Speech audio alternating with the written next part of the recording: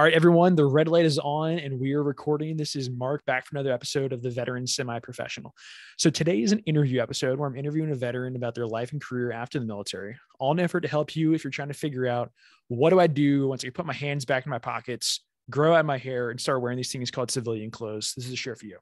Okay, so I bring people on the show. We talk about their transition. We talk about what they've been up to after the military.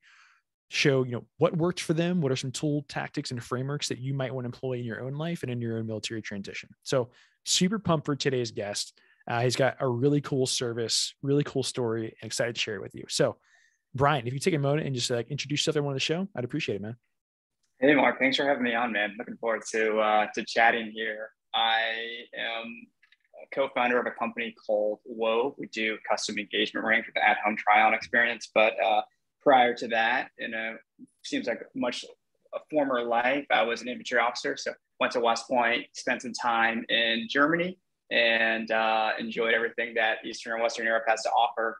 Went on to live in Savannah, Georgia, and served the Ranger Regiment for a few years. Loved all my time there, and did everything I wanted to do in the military, and have always been interested in technology and the startup space. And so made the leap from there to try my life as a civilian, as you like to say, putting my hands in my pockets and familiarizing myself with startups. So that's the quick version of my background, what I did, and then the transition.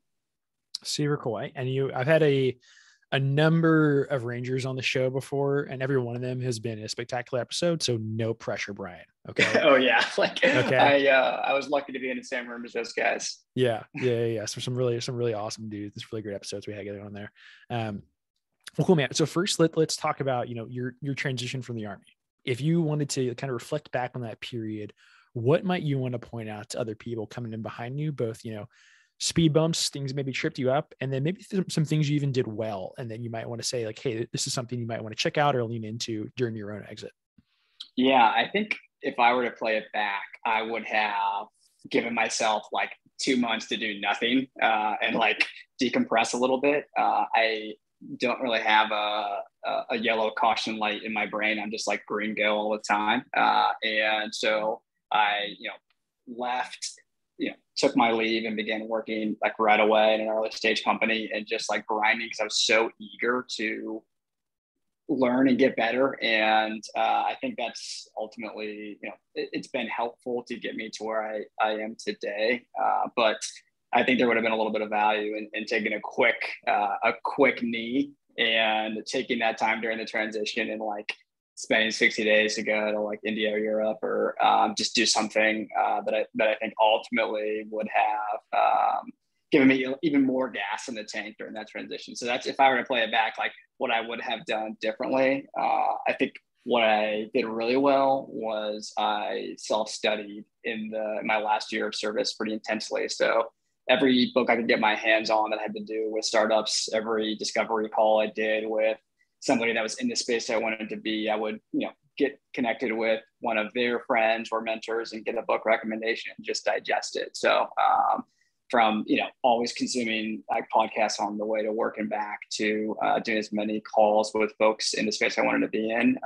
I used my time in service pretty wisely to get oriented on the space that I wanted to be in. A few things I want to touch on for everyone listening here right now. So first, the story you just told of wishing you kind of taken 2 months off. I hear that all the time from people. Okay. It's usually one or two stories that I hear. It's, I got out, I took a couple months off before started job, school, whatever. And man, I was glad I did. And I appreciated that, or I didn't. And I wish that I did. Okay. So not meaning to call you out or anything like that, but you shared. So I'm going to lean into it. So I encourage everyone there. And I say this all the time, if you can find a way, even if it's just a couple of weeks, you got terminal leave, there's ways, you can still be getting a paycheck while you're, not working and everything. There are absolutely ways you can do it. And I encourage all you to just think about giving yourself and your family some time to just get off the bullet train that you've been on during your time in service and just decompress and reflect back on it for a little while. Okay.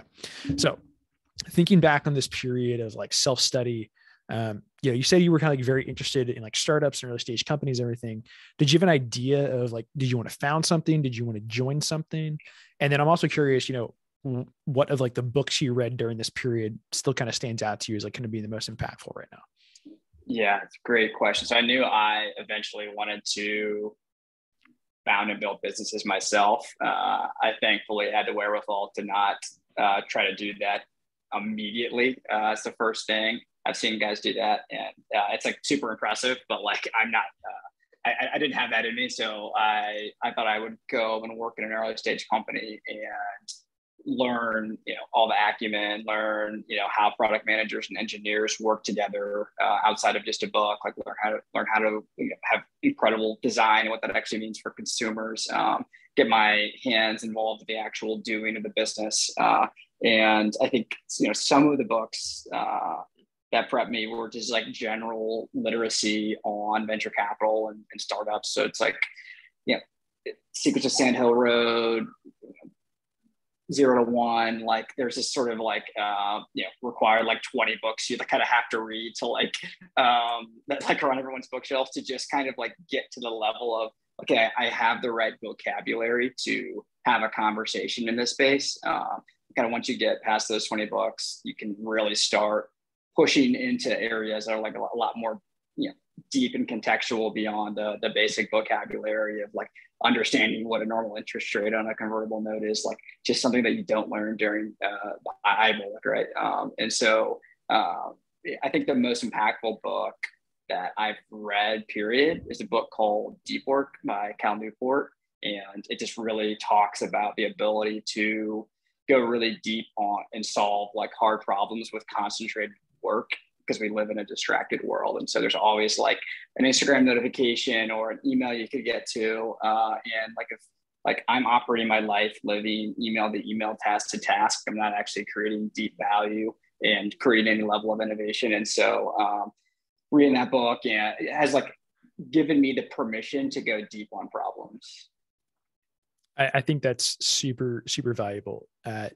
One, like you're talking about this kind of list of like book suits, like everyone's kind of read these things and like reflecting, feels like the commandant's reading list or the commanding general's reading list kind of thing, right? It's like exactly the same thing, right? Because like you talk to enough entrepreneurs and like you're going to start seeing the same names of books start popping up again and again and again, right? If I talk to someone and haven't even heard of 0 to 1, I'm like, bro, do you even entrepreneur, man? Like what are you doing, man? Yeah. And it's like, that book isn't the gospel, but it's like, you gotta read it just to like be on the same wavelength as people to know like kind of how they're thinking. Right. No, that's great stuff. And I think this is like a really important point in this kind of like transition journey, in that like we don't, and I'm kind of meaning like people who are still in the military and everything, like you just don't know what you don't know. Right. Just like when you go to a new unit, right? Like I was, I started off in the light infantry. I was an airborne. If I had gone, I ended up going somewhere else, but like if I had gone to like a heavy, like a mechanized unit or something, okay, now I got to learn how to like actually do maintenance, because that's not a thing in the 82nd, or like actually have to learn how to go do, like how does this whole Bradley thing work or whatever? Like you got to learn this stuff. And like you do that every time you switch jobs in the military. Well, you also got to do it like when you're switching jobs outside of the military, or starting to start a new career path or something like that. So it's important to like have this period of absorption of knowledge of like whatever it is, like your entry point and everything is. So I think that's some great stuff in there. Okay. So you went through this and you did a ton of self work beforehand and everything, but then eventually like the day came where like you left. So like, what was like the first 6 months like do you find someone that you immediately started going to work for in their startup? Moved into like an operations role at a super young company in Boston. Moved here, eventually fell in love, so I'm going to be here forever. Really in a role that was customer facing first, which was important to me. And everything that I had read, it was like, oh, the importance of the customer, you have to talk to customers. It's like the number one like rule of like building companies. So I knew I wanted to get into a role that was customer facing and understand, what did it take to talk to a customer, understand what their needs were, and try to apply some good enough software to solve their problems, and then go from there to understand where our software fell short and drive those requirements back to the business to hopefully get that implemented. And oftentimes playing the role between product and customer, saying like, yeah, like we'll get to that, but like I have to make our relationship super strong because like it's not going to be for a while. But if you like me, like you're probably going to stay here. And so that was like that. I did that for about 6 months, focusing on interfacing between like customer and product and revenue. And so really getting to touch different sides of the business, understanding what like revenue operations really was. Didn't really know like what that involved. And I think the biggest like takeaway I have from all of that is like thinking about like business problems as a funnel. And, everything has some amount of folks at the top of the funnel that are trying to either solve this problem or get through it. And that all kind of matriculates down through some amount at the end, through some amount of conversions that get to the end state, whether that's the amount of people that leave you as a customer, stay with you as a customer, onboard with you as a customer, the amount of engineering tasks that get completed, right? Like everything sort of enters this funnel. It's just a helpful construct as I think about that vertical in every single part of the business now that I have to think about that here at Wove. Super cool. I'm so glad you kind of talked about, I'm impressed that you're like, when I leave, I need to go work in a customer facing role. Because I don't think most people would think like, oh, I'm going to go work in a customer facing role. Most vets are probably thinking, I'm going to go do operations. I'm going to go manage. I'm going to go, do analytics or something, whatever it is. But you're so right on that importance because, when we were serving, there's not a customer. Sometimes people like to say like the customer is the American people, right? But like I can't. You're not asking for their input. Right. I'm not calling up all 330 million Americans to be like, okay, what's your thought on my operation today, right? Whereas like you do have to do that in a business, and I think we really underestimate how important that is, and also overestimate how much we think we know about customers, and because you don't really know until you start talking to them. Going through my, we were talking a little bit before the show about like the startup that I'm working on, and I know a number of people who have been listening to, my story of vet journey and everything. It was instrumental to talk to those of you who are listening right now about like, what do you want? What works for you? What are we solving for you? And I know our team, we had some assumptions, but it wasn't until we spoke to you all that you're like, oh no, like we don't really care about that. Like this is actually way more useful or something. Right. So just super, super important. All right. Mark, do you mind if I flip the script and ask like what the big insight like that you were wrong about or you found out you were right about in the customer interviews? Yeah, sure. Good. Oh man, the guest has become the host. We're taking the show. I'm over here trying to learn. Yeah. So to kind of get into like the nitty gritty features and everything, I'll do a quick overview of what the service is for everybody. So the basic idea of Vet Journey is taking everything you have to do during your exit from the military and put it all into one easy to use web-based platform. Okay. So we think of it, there's a lot of services out there that do a lot of like employment work, whether it be, helping with your resume, your interviews or job search or, translating skills, whatever it may be. But we're trying to think a lot more holistically, knowing that the entire process is painful. So, we have information in there about all the crap you got to do within the military, transferring care over the VA, if you're retiring, those extra requirements, but then also, interview prep, putting together a resume, all that kind of stuff. And our thought process is we're going to build this thing, really try and build a great product that people love and solves a problem for them and offer it totally for free, always to service members and veterans. And for us, it's like, we're going to put it out there, just put out the goodness into the universe. And that kind of puts people then into a candidate pool for us that on the back end, we can use some like, fancy data analytics and everything to figure out what are the best roles for these people after the military. And then like, that's, where we drive revenue and everything from. And there's a couple of different options and ways we do that. But what we learned, so one, we had kind of like a very rudimentary timeline feature to like help people plan their transition. And I was like, I kind of had this back thing being like, I think people are going to like this. And then, it was a very rudimentary first draft and people were like, dude, I fucking love this thing. Like build the shit out of this. Like, this is what I want. Right. And then we also had this, a small widget with just like literally just like networking links with like different groups on LinkedIn or like Veterati or American Corporate Partners, places you can go to start talking to, veterans or mentors or whoever. And I truly didn't think people were going to like that. I was like, I'm kind of just throwing this out there right now. And people were like, I fucking love this. More of it, more, right? Like more cowbell. We want all of it. And so it wasn't until we had those conversations that we were like, really realize like, hey, the timeline is the feature that people really like and is like the most valuable to them.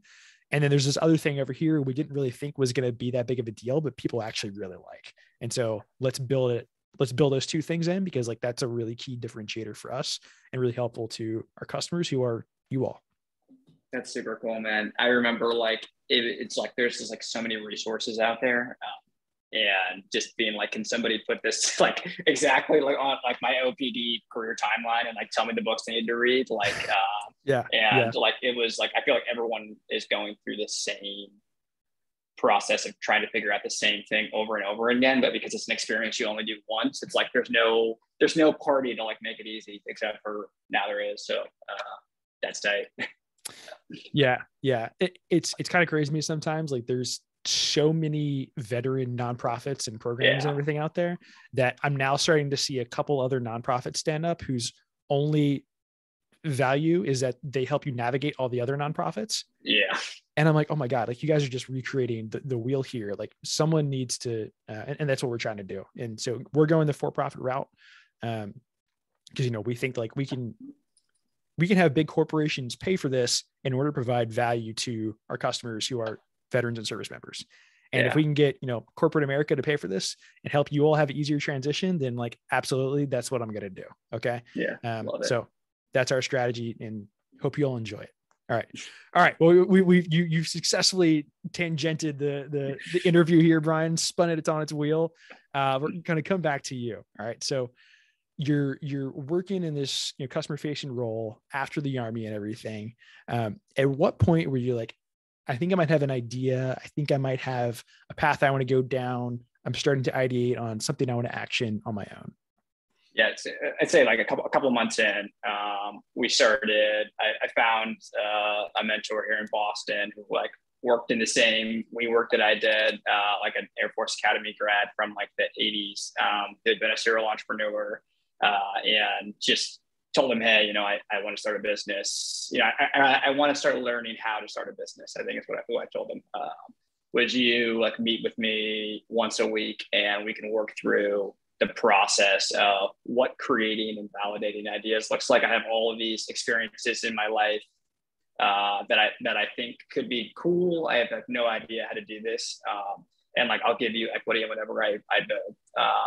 And so he's like, yep, like, let's do it. And so like once a week for, I don't know, like 5 or 6 months while I was working, we would spend 90 minutes, like from like 6 to 7:30 Wednesdays. And we would just like work through like business ideas. Like, okay, cool. This is how you think about market size. This is how you think about product. This is how you think about like, what does customer validation look like? And, some ideas we would push for a whole month, and then we'd be like, nope, like our assumptions were wrong. Like, there's no way this is going to work. Like, cool.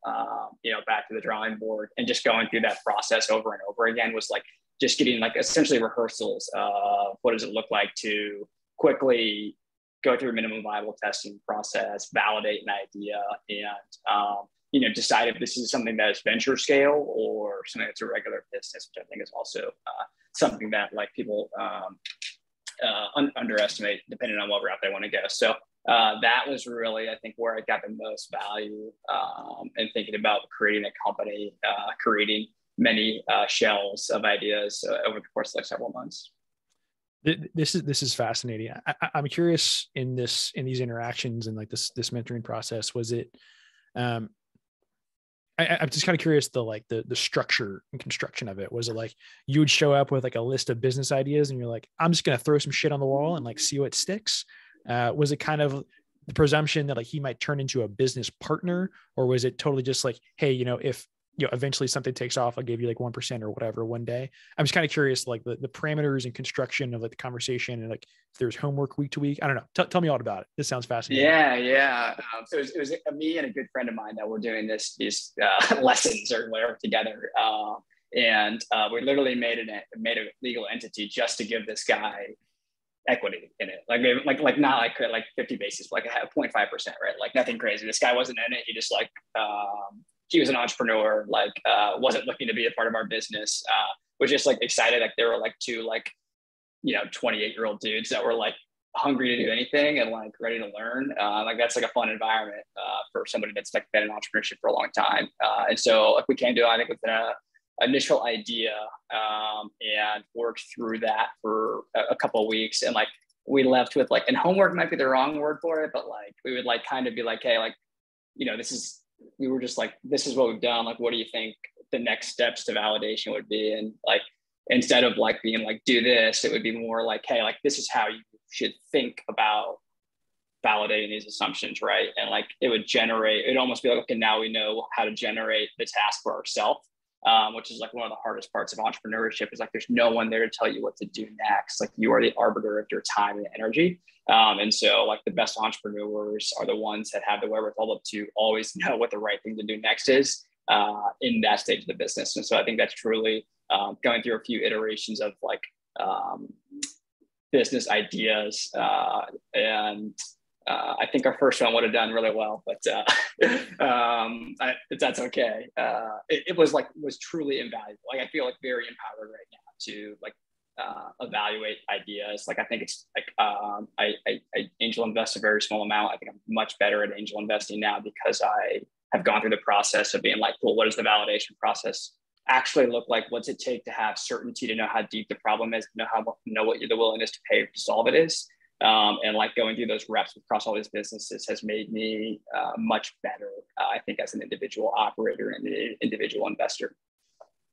Yeah. I've been like toying around with some ideas myself on like very small scale angel investing. And there's like, I think if you're someone who's sitting around thinking like, oh, I can't do that, I don't have, $10 million in the bank, right? Like there's companies out there that'll take a, $1,000 check, right? And you can get yourself those reps early in your life where it's, you just get the experience of like looking at and evaluating early stage companies. And then like, you're going to get burned a couple of times, 100%. But as long as like the check that you're writing isn't something that like, your kids are relying on for their college, like relying on for college, or like you need to, pay rent next month, then like, as long as you realize it could be an affordable loss, then you're going to learn about that over time. And like, you're going to remember that pain point later on. But fascinating. I love that. I love that relationship that you created and like the deliberate nature you went through it. And I think there's also a good point in just like the early ask to him of like, I want to start a business. I don't know what it is, but like, can we meet once a week to just talk about it? Right. And the more specific and like deliberate you can be when reaching up to, a potential mentor or something like that, the more they're going to appreciate it.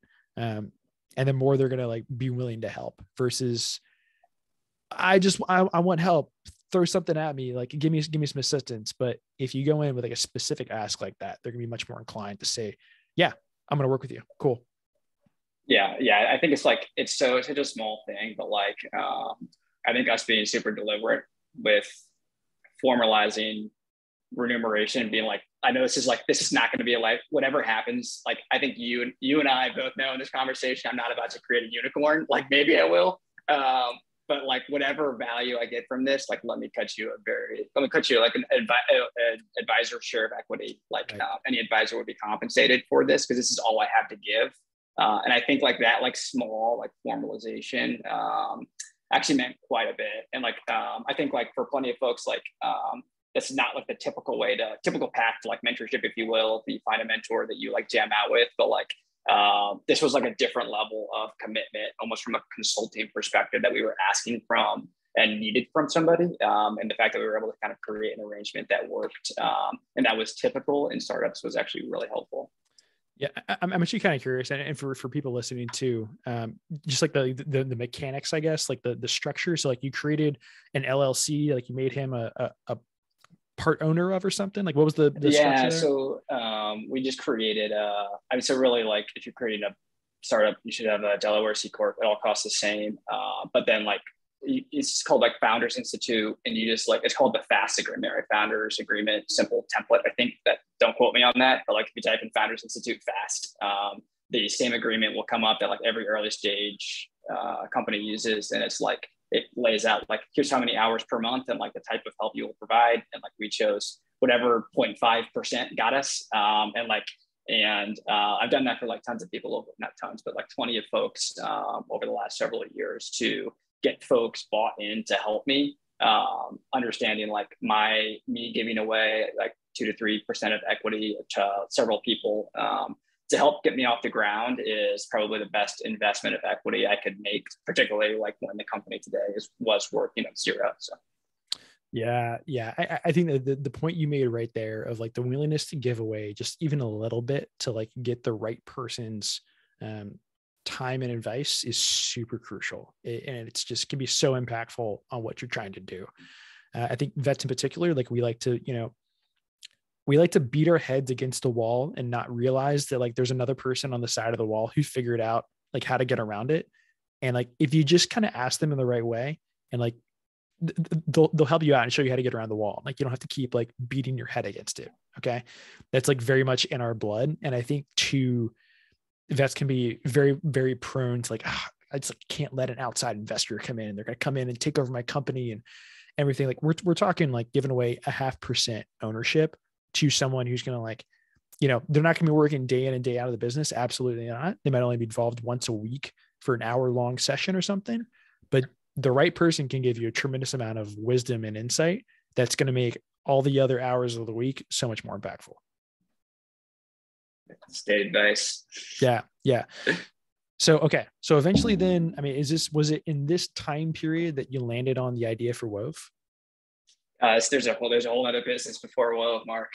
Oh, let's hear it, man. Yeah. So, me and a good buddy of mine, Jake, we were narrowly focused on solving this, I guess, like employee fulfillment problem. Like, right, like we talked to in the process of figuring out what we wanted to do outside of the military. I did a bunch of interviews with folks that worked in corporate America, right? Like figuring out if this is what I kind of wanted to do, both folks that were in the military and then folks that weren't. And like, we just found it like kind of super interesting that people like were not psyched on their jobs, like in general.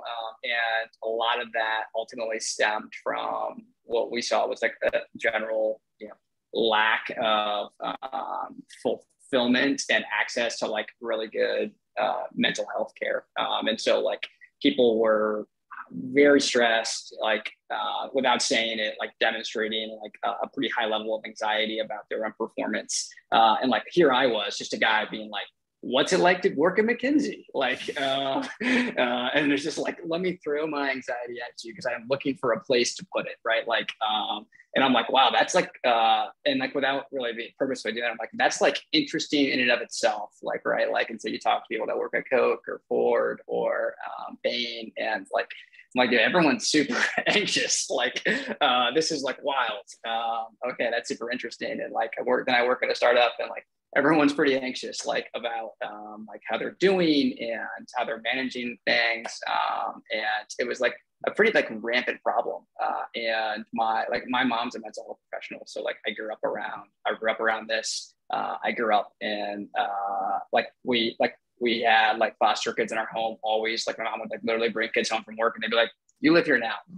And so like I just remember always being around really, really good mental health care practices, right? Like I would just like watch as a proxy, like people like get put through a lot of self-care exercises and taught like how to like ensure that they can control only what they can control and like leave the other things out, right? And so that was like super normal to me. It was like a super helpful skill set to your last point. It's something that people in the military are actually pretty good at handling stress within their environment for the most part. That being said, like the military offers like a ton of wraparound services to aid that. And sort of what I saw was like a bit of a lack of easy access to care. And so kind of with that background, we started like toying around and going into some pretty deep research on like the employee assistance program space. And this is like the corporate America's attempt at solving these problems, right? Giving employees access to care for kind of their mental health needs. And like what we noticed was it was a race to the bottom in terms of pricing. Like that's how like corporate America was deciding who to provide their budget dollars for EAPs. And we thought that was interesting in that they were leaving money on the table. And so if we could recreate a program that had a much higher velocity of how quickly they could help somebody, that ultimately that would improve the performance of the organization, right? And so we went on this rather long path like we did this for like a year, to rebuild the employee assistance program. But the only way that it would work is if we could create a response system from clinicians that was significantly faster than what was available on the market. And so the way that we were able to do that was create an intelligent messaging system that would aid the clinicians in seeing, this is how I would respond to this issue. Like these keywords signal this person is experiencing ordinary stress versus this person falls into maybe a higher risk category. I need to like move this to like an emergency case, right? And so really creating technology to support the back-end clinicians to recreate the employee assistance program from the ground up. And so we took a shot at that. We raised a few $1 million. We built some cool technology. And ultimately, we couldn't get the response system to move fast enough, right? And so we had to 10x, right? And this had been done really, really effectively in customer service, right? So the same technology, the same application.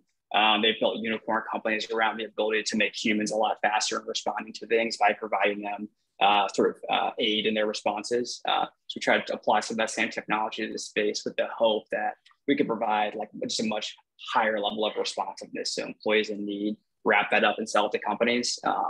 We ultimately were able to get 2 times faster than a typical person, not 10 times faster. And we had to staff it at a much higher rate. So unit economics just ultimately didn't pan out for this. Ended up returning capital to investors, saying hey, this isn't going to work. One of the founders kept a part of the business and pivoted it, and it's a small business today. But ultimately, that was a super hands-on path on what it looks like to raise venture capital, hire a big team, quickly try to deploy some technology, and then realize you're wrong. It's pretty painful. And so I think even through all those reps of validation at the beginning, I think there are some pieces that you can validate so much ahead of time and you can validate a need. But for us, I don't think we validated the execution risk around what we were trying to do until we got into it and then realized we couldn't do it. Dude, I had no idea about the story, so I'm so glad we heard it, man. This is great. Yeah, I'm curious what the decision-making process looked like to hang up the boots and say we're done here. We need to return money back. When did that point in time come, and how did you all know this thing isn't going to work? Yeah, it wasn't clean, and it wasn't consensus. And so that's why that some basically a group of us were hey, this is what we set out to do. And it's not going to happen.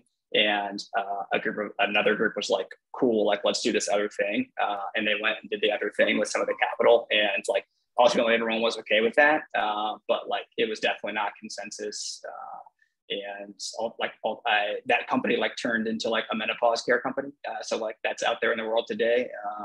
Trying to figure out how to solve, provide access and care to in a much more expedient and efficient way to women that are experiencing menopause conditions. And it's just not a problem that I have any hands-on experience with. So not qualified to tackle that one. Right. And I think there's a viable non-venture scale business opportunity based on how they're pursuing it, which is awesome.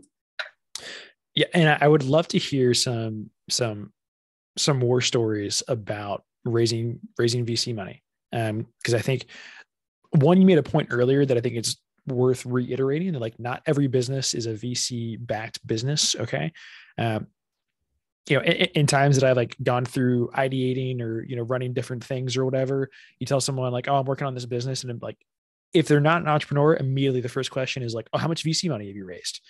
I'm okay, well, that's not really the measure of a of a business or an entrepreneur or anything. And not every business needs a type of money, but I'd be curious, your perspective and your insights on having gone through that process, what you learned from it. Yeah, I think your first point's a good one, in that many businesses don't need venture capital. and the types of business, like I'm personally interested in like that scale of business, like that rapid movement. But like it's a different type of running business than like owning 100% of it and like building everything from the ground up. Like it's just a different skill set. And it's like, I don't think one is better than the other. It's literally like a personality, like what do you want to do? Like how long do you want to have this business? Do you want to control it for a long time and have 100% say on the inputs? Or like, do you want to have other people's voices in the room driving the direction? And like, which one of those matches like what you're looking for? And there's some questions that like folks need to answer on top of, can this have a 100x outcome, right? Like is just throwing where it says. So yeah, I've raised like 4 rounds of venture financing as a founder in my life. So like the last couple of years. So I've definitely done it a few times, and every time it's harder than you think. So that's like the first portion, and like the next portion is like anything, it's like it's a funnel and a product. So you have like so many warm prospects at the top of the funnel, and like your product is like your pitch deck and your company and your story. And so those are the 2 levers that you have to work with, like your top of funnel warm prospects and how clean and tight your story is. I think people get super focused on how big can I get my list of investors, and they don't focus enough on how good can I make my product be. The 30 minutes I spent on the call with this person, really the first 2 minutes I spent on the call with the person, the matching visuals and the way that I tell this, because the investor is ultimately investing in your ability to sell your idea and your company.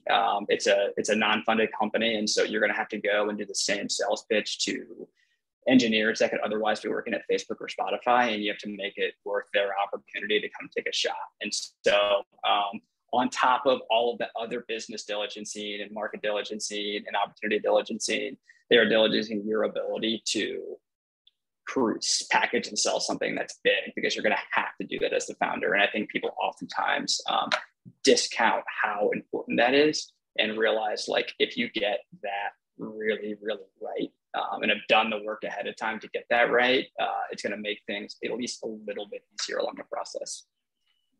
There's some great lessons. And there is one thing I want to point out. I'm just remembering this. We had this entrepreneur come into my venture capital class at Darden, and they had run, it was some type of cybersecurity business, I want to think, or something. And they had run it for like 14 years bootstrapped. And I want to say they were up to like 50 million in revenue a year or something like that. I might be just completely making that number up, but like they're like a pretty good sized business. And it wasn't until 14 years later that they took on venture capital, and then they became like a multi-billion-dollar company. Okay. So you also it can be the kind of thing, like you can bootstrap it and like not take funding for a really long time and then figure it out. There's a strategy, as always, like be deliberate, do your homework, talk to other people who've been through it. Okay. So it was after this process then that I'm guessing the Wove came in the picture. Is that right? Yeah. So Drew, my co-founder, another West Pointer Ranger Regiment officer. So plenty of shared background there. Came to me with the idea. His brother-in-law had worked with me at the first company while he was in B school, and Drew said, "Yeah, I think I have an idea. I had a super bad experience buying my own engagement ring from my parents who are in the industry." And like I've grown up in this industry the whole time, and like I got my ring, and it wasn't what I was expecting. Like what's like, this is like crazy. Like, why are we not like building like replicas for people and saying? And I was like, Drew, I don't know what you're talking about. Like, I don't know anything about jewelry. Like, but like I knew that like I also like had a very bad engagement ring shopping experience. Like I went to a Kay's Jewelers in 2018. It went so poorly, I didn't get married. And so I was like, I know the pain point is like very serious. I don't really know about your proposed solution because I don't know anything about jewelry, but like the hardest part about finding a business to work on is finding one where like the pain is very deep. And I think most folks forget, because it's a one-time experience, like getting out of the Army, oftentimes a one-time experience, that like navigating buying an engagement ring is like very tricky. It's like a whole other language, and there's like so much information asymmetry. And if you walk into a store, you're going to get sold some pre-lot of 20 rings for some amount of money you don't know is fair. And if you buy online, like you don't get to try it on ahead of time. And so you're just kind of like sending it with like $10,000 sometimes. And so like the proposed, solution was, hey, like we can build them exact replica of that ring that will look indistinguishable from the final ring. Any design you can dream of in your mind, send it to them for a home try-on experience for a month. And then once they love it, we can build them the final ring. And I said, yep, that would definitely have solved my problem. Like, let's like talk to some other people and, see if they would solve their problem. So we went through some additional like user research. We tried a few different business models around the same application, right? Like we tried like Twitter around with Marketplace, we Twitter around with what would it mean to drive this experience through businesses as the intermediary, and then ultimately landed on like deciding to start as a direct-to-consumer brand as opposed to the other ones after kind of testing out the waters on the opportunity, because we thought it was going to let us go a lot faster. And so that's what we did after several interviews. And like it's kind of fun. Like our first customers were like deployed dudes that just like were our friends because they had no other option. So like, it was like no one else is sending these guys a ring, but they wanted to propose when they got back and just happened to know them. And so we're like shipping replicas to APO addresses in Jordan and being like, he's like, will he be able to like leave the plane and like propose with it when he gets off, which is like kind of a fun story for this audience in particular. But then like, folks thankfully, like folks stateside also wanted to shop this way. It wasn't like just dudes in Jordan because that'd be a super small market. Yeah, but yeah, like everyone like during COVID, but even like well beyond, obviously has enjoyed being able to connect with a designer over a Zoom call, design that ring, approve their sketch, and then a week later try on the ring and be like, yep, this is it. What I love about this from like the customer's perspective. So one, so I recently just got engaged too. So I actually just went through the process of we just missed you, Mark. I know. It was, there were like some family elements and like there was some, right. Anyway. Yeah. I'll forgive you. It's okay. Yeah. Okay. Hopefully I won't need to come back to you, Brian. That's the game plan. That's the game plan. We'll get your wedding bands, Mark. Don't worry. Yeah, that's true. Do y'all do wedding bands? We do wedding bands. Oh, well, actually, okay. Let's talk turkey then, because I actually do need a wedding band. Yeah. Anyway. All right. We're making deals happen here live for y'all. So one, I think like, there's a lot of pressure is like the man or like the person who's going to propose, I should say, of like, I mean, dude, I never bought a ring before. I didn't know shit about jewelry. Okay. I had like a watch, right? Like that was it. Like I never gone through that. So like I am completely freaking blind. All right. And I think like things are progressing in the sense that like more couples are having more deliberate conversations about marriage. It's not just like a 100% surprise anymore. So like there were conversations about rings, right? Like my fiance and I spoke a number of times about like, what kind of ring do we want? Like, and it's, what would you like? Like, right. And so whereas like the kind of older system is like, here's what we got on the shelf, like pick out what you want. And like, maybe we'll make it happen for you. Right. Whereas people like wanting to just have like more of a process, they want to like have the discussion together. And I think like, that's kind of the unique point you all provide.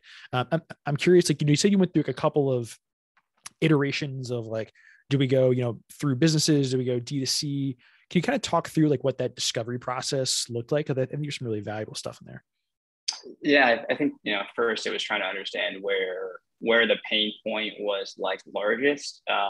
If you could like, if the pain point is equal, like go B2B, like, because like ultimately from an execution and recurring revenue standpoint, like it's a better business. If the pain points are not equal, like go to where the pain point is the highest. Right. And so like, at the end of the, like we went through this, like we basically built like very small prototypes of each business. And kind of like, we're like looking for which one of these businesses is going to create a referral effect for us. Right. And where it's like someone's friend's going to tell their friend about it. So like, we like signed like 7 businesses up to like use us as a service. Right. Just through like networks. Okay, cool. Like there's like a business here that could exist for sure. But like, they weren't like, after we like convinced like people that we kind of knew to like sign up, they weren't like calling us and being like, yo, when's this thing like going live? Right. Like, and so it's like, then like we could sell it, but the need wasn't extreme. And then like, we like tested out this marketplace idea where it's like, let us just be like the engine that provides this to independent brands, or like independent jewelry designers. There's a massive group of designers coming up that like have no manufacturing ability or capacity. And like in this, it would have provided them like more certainty with like clients they didn't know, because they were able to build it. And so like we signed a bunch of jewelry designers on and to the platform, and like try to get some of them to use it. Like we did sell a ring like that, but like they weren't like pulling it out of our hands. That they would like use it. And it's okay, cool. It's like not exactly the effect that we're looking for. And then like we delivered it directly to acquired customers, delivered it directly to customers, and then they would tell their friends about it, and then their friend would tell their friend about it. And so like that was the level of validation that like we were looking for, to say like, okay, cool, I really want to commit like our time and resources into providing this service for people, because it's like making a meaningful difference in their lives. It's making this like convoluted process like a much more collaborative and fun thing for couples. And like that's like a very fun thing to be a part of, as opposed to like pushing product onto people that maybe or maybe don't want it. But like and like we had this like moment in like a call between a jewelry designer at Wove and a couple, where like the woman like started crying. This was like somebody that got referred to us. This woman just breaks down in tears. And I remember I'm like watching the recording. I'm like, oh, this isn't good. But she's just like, I just feel like I've been trying to get like the right ring for so long, and I just feel so heard by what you guys do. And I was like, okay, cool. Like, that's it. Like, this woman's been trying to find another way to solve this problem, and she can't. And is like so excited about it that she's breaking down into tears. And like, this woman is not unique. Like it fits the persona of millions of other women like her. And like, ultimately, like that was enough of a sign for us to go out, raise additional capital, and get to work. Heck yeah. Yeah. Solve people's pain points, and like you got a business, most likely. Okay. That's a great story. That's a great story. Well, I think, so we got a couple minutes left before we get to the closeout. And I think maybe that's a great point to end on, of like that moment of realizing, oh shit, like we got something here, and like people like it and want it. It's super cool. Okay, cool. So in a minute, I'm going to pass it back over to you for like the official closeout, get your final thoughts, words of wisdom for the crowd and everything. But Brian, before I do, it's a question I always ask my guests on the show. Okay. If you can think back to your time in the Army, what was the best and or worst chow hall you ever ate at? Oh man. Gosh. The best one, Key West, Florida has the best chow hall in the Army, hands down. Wait, there's an Army base at Key West? They're very small, very, very small Army base on the tip of the peninsula there. They have the best DPAC in the Army. They have like all the awards for it and everything. So recommend that one if you can get in. And yeah, the worst one. Yeah, there's like plenty of places with no DPAC I've been to, so I guess that would be like the worst one. I do remember, I've only been at a Key West once, but I do remember like the Navy base that was there, and like the on-post housing that was literally on like the southernmost portion of the United States, like right on the water. And like, dude, you guys lucked out and got like, yeah. So if you go to the end of the Navy base, there's an Army base on the other tip of it. Oh, so wild. Okay. Yeah, it's small. Yeah. And then just last important question too, knowing your Ranger grad, which is better, the blueberry pancakes or French toast of Florida? Oh gosh, man. I honestly don't remember.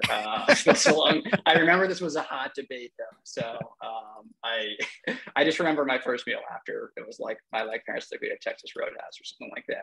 I was pumped. But I think I also went to a Texas Roadhouse. Yeah. Somewhere in that week. Yeah, for sure. Yeah, but I don't have any strong input on that one, unfortunately, anymore. Okay. Right on. Well, cool. Brian, thank you so much for your time today. I know, you're a busy guy running a company and everything. And I appreciate you carving out some time this afternoon to talk to this group of vets as they're, contemplating either, their own transition, or maybe they've recently transitioned or figuring life out. So just want to pass it back over to you for any final thoughts, words to wisdom for the crowd. Yeah, I think, people are incredibly happy to help. And so like a LinkedIn message goes a long way to, if people are like super responsive to that, if it's well thought out. So feel free to like reach out to folks that are in spaces that you think are interesting. If you reach out to me, I'm happy to help. If you reach out to me and you have someone that wants to buy an engagement ring customer, I'll talk to you the same day, which is pretty good turnaround time. So, but yeah, all joking aside, like I think the power of like LinkedIn and reaching out is like makes this transition a little bit easier. It's still tough, but just a little bit easier. And then where can people find out about Wove? Yeah, so go to wovemade.com, WOVEMADE.com, because we make everything ourselves. So I'd like to call that out in the URL. We don't. We have like awesome goldsmiths in Pennsylvania that make it. Yeah, wovemade.com. We're on all the socials at wove_made. And you can always shoot me a DM on LinkedIn if you are in the engagement ring space or have somebody that's looking for a ring. We are happy to help them out. We've helped out like dozens and dozens of like West Pointers alone, but like people in the military, and like love working with military couples. I think we're probably the biggest engagement provider of Columbus, Georgia at this point. So like somebody in a case jewelers there is like, what happened to our market share? I love that. Well, I think you've got like probably a soon to be customer here for my wedding band too. So perfect here. Well, Brian, thanks for coming on the show. Really, really appreciate your time today. Yeah. And thanks for sharing. So everyone, if you like the show, please like, subscribe, leave a review. And then I'll also ask to share with a friend. Okay. I really enjoy doing this. I hope you all enjoy listening and looking forward to the next episode coming out. Take care, y'all.